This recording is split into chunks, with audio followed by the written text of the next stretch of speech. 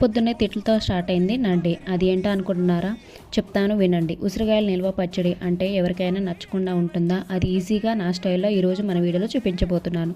First ఉసిరికాయలను తీసుకొని నీట్గా వాష్ చేసి వీడియోలో చూపిస్తున్నట్టుగా ఇలా ఒక క్లాత్లో ఆరపి ఇక్కడ నేను చూస్తుంటే మా జున్ను వాటిని అమ్ముకొని వస్తానమ్మా అంటూ కొన్ని కాయలను లేపేసిండు. సరే ఇంకా ప్రాసెస్లోకి వెళ్దాం రండి.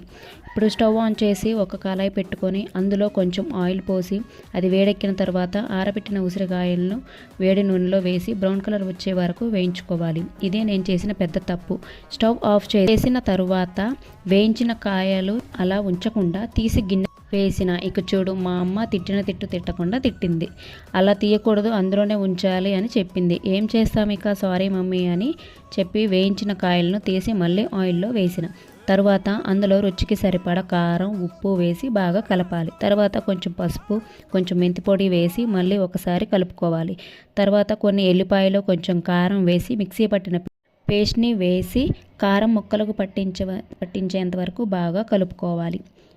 ఒకవేళ మీకు ఆయిల్ సరిపోలేదు అంటే ఆయిల్ని కొంచెం వేడి చేసి అందులో వేసుకోవచ్చు. ఉసిరికాయ నిల్వ పచ్చడి బ్యాచిలర్స్కి, హాస్టలర్స్కి, ఇంట్లో వాళ్ళకి ఎవరికైనా ఇలా ఈజీగా చేసుకోవచ్చు.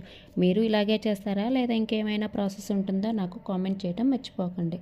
And thank you for watching.